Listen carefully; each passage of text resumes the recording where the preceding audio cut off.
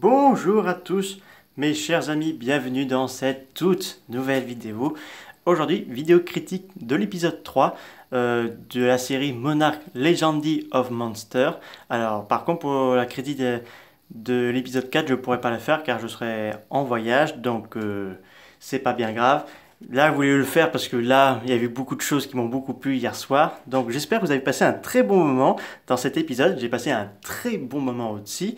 Donc là, je vais vous faire un petit peu le speech des deux histoires. Alors, la première partie, nous sommes en 1954. Donc, Monarch va faire ses débuts, enfin, demander des financements à l'armée américaine. Donc, on a une espèce d'empreinte géante qu'ils ont réussi à recopier aux Philippines. Et cette empreinte appartient à Godzilla. Donc Godzilla est passé aux Philippines, mais on ne sait pas si c'était l'année 1954 ou un peu plus tôt. En tout cas, je ne sais pas comment ils ont embarqué cette empreinte gigantesque dans un avion. Alors là, je ne sais pas. Donc l'armée américaine est très impressionnée de l'existence d'une créature gigantesque. Donc ils vont réfléchir et ils vont voir si cette créature existe ou pas.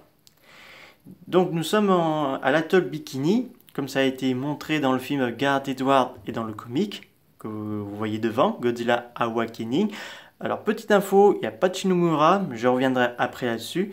Et donc pour attirer le kaiju, il met une bombe pour l'attirer parce qu'ils ont appris que ces créatures absorbent les radiations et tout ça. Enfin, sont attirés par les radiations parce qu'ils ne savent pas que ces créatures les absorbent. Donc ils attendent sur la plage et tout, comme s'ils attendaient, je ne sais pas, un marchand de glace et tout ça. Et là on a Godzilla qui pousse un rugissement à glacer le sang, qui arrive. Alors là on le voit bien, ce design presque 2014. Il a l'air assez jeune, je trouve, dans cet épisode. Je l'ai trouvé beaucoup plus jeune que le 2014. Et donc là on a une japonaise de Monarch. Elle veut à tout prix empêcher qu'il tue Godzilla parce que pour elle, c'est un trésor scientifique de savoir comment il a survécu et tout ça. Et que surtout, si on tue Godzilla, si on a une créature encore plus grosse, comment on fait? C'est ça, dans sa tête, ça se bousculait. Elle voulait à tout prix sauver Godzilla.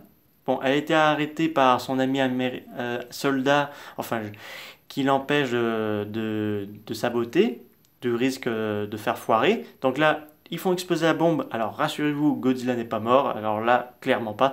Ils l'ont boosté Godzilla, à tel point qu'il va devenir encore plus puissant qu'il était là avant de se faire exploser.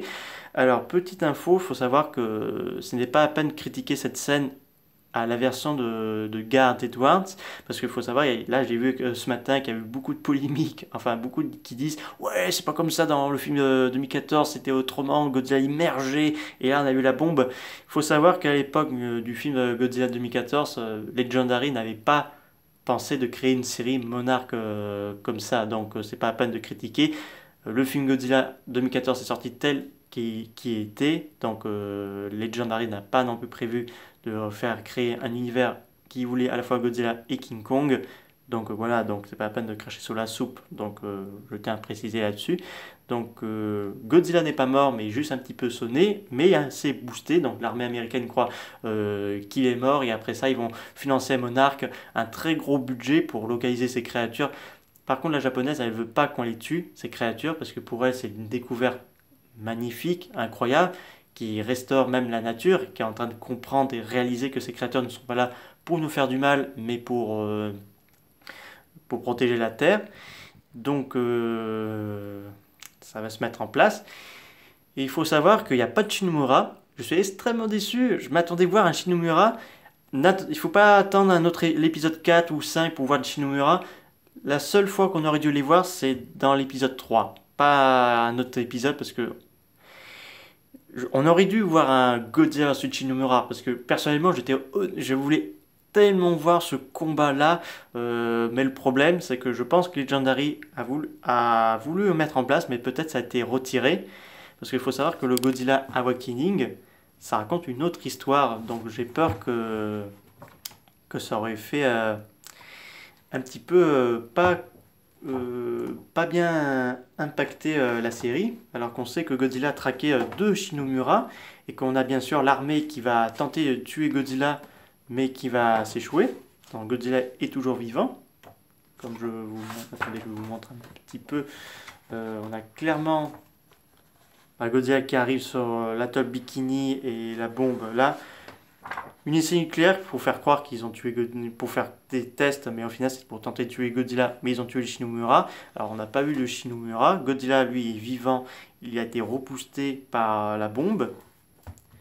Donc j'ai bien peur que je pense pas que Legendary veut adapter les comics, soit en film ou en série. Peut-être on pourra avoir une brièvement apparition, mais ça m'étonnerait. Comme je vous ai dit, là où on a eu une chance de pouvoir un Shinomura, c'était dans l'épisode 3. Et puis on va en 2015, on retrouve le trio avec Lee Shaw, un peu barge et tout ça. Ils vont voir son ami qui travaille en Corée du Sud et qui vont en Alaska en avion, donc un vieux avion. Et la Monarch vont les traquer parce que Lee Shaw sait beaucoup de choses, parce que c'est lui qui a vu Godzilla, l'opération Atoll Bikini, etc. Et ils arrivent en Alaska et on a ce kaiju qui s'appelle Frostwark, qui est une espèce de rongeur mammifère géant. D'ailleurs, j'adore le look, le design de ce kaiju. D'ailleurs, il faut voir qu'il n'a pas de fourrure, il a des espèces d'écailles qui me fait beaucoup penser à des écailles d'Anguirus, à de Varan de la Toho. Mais il me fait énormément penser à un Diablos de Monster Hunter. Alors déjà, c'est un kaiju qui peut détecter les marges de pas de ses proies et qui peut sortir hors de la terre pour attaquer ses proies. Et là, où ça nous prépare pour Godzilla X Kong Nouvel Empire, ce kaiju a un pouvoir de glace.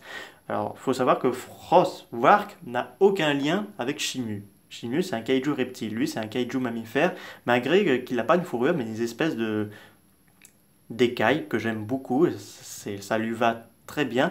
Il a une espèce de mâchoire avec des espèces de tentacules. Je ne sais pas s'il y a ses yeux là-dessus.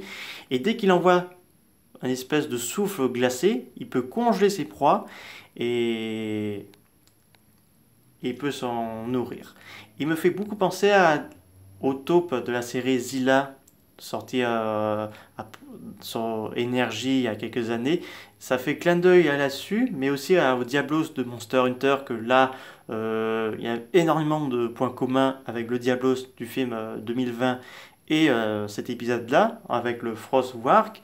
C'est que là, on a un groupe qui découvre des dégâts colossaux et qui explorent la région, et ils se font attaquer par un kaiju. Là, beaucoup de similitudes. D'ailleurs, j'ai comme l'impression que les Legendary, ils essayent de dire à Sony Pictures, enfin pas Sony Pictures, mais à TriStar, quand ils ont fait le Zilla de Roland Emmerich, pour dire oh, nous, on peut faire encore mieux que vous et tout ça, on a une super bestiaire et tout ça, parce que j'ai comme l'impression dans cet épisode, je sais pas, je trouve que dans cet épisode avec le Frostwark, c'est pour juste vous dire, ah vous savez, avec votre Zilla de Roland Emmerich, on peut faire mieux avec notre Godzilla à nous, grand fidèle, mais on crée une bestiaire encore plus mieux. Des fois, j'ai quand même l'impression qu'ils aiment bien recopier un peu certaines créatures de la bestiaire de Zilla, que ce soit Warba qui est référence à King Cobra, et la Frostwark pour les taupes géantes. Et déjà, le dragon Ion, dans le deuxième épisode, comme je vous ai dit, me fait beaucoup penser à un Jaios, mais croisé avec un Narkuja de Monster Hunter. Donc, voilà. Qu'est-ce que j'en ai pensé? J'ai passé un très bon moment. C'était très divertissement. Il y a eu beaucoup de suspense, des kaiju. Alors, je pense que dans les autres épisodes, on aura quelques kaiju. Alors, l'épisode 4, je suis sûr qu'on va revoir Frostwark, parce que là, c'est le personnage protagoniste de l'épisode 4. Et je pense qu'on va nous montrer de nouveau Godzilla, pour nous dire qu'il n'est pas mort, il est toujours vivant. Oui, j'adore cette série, je passe un très bon moment. J'ai hâte de voir la suite. Et en tout cas, ce nouveau kaiju, on va faire beaucoup parler de lui, en tout cas. Et je tiens à préciser qu'il n'y a aucun lien avec Frostwark et Shimu. Parce que là, il commence à des gens qui s'excitent. Oh, il y a un lien avec Shimu. Mais non, qu'est-ce que tu dis? Les gens, ils ont du mal à faire la différence entre un kaiju mammifère et un kaiju reptile, mais c'est comme ça. J'espère que cette vidéo vous a beaucoup plu. N'hésitez pas à me dire ça dans les commentaires. Je vous dis à bientôt.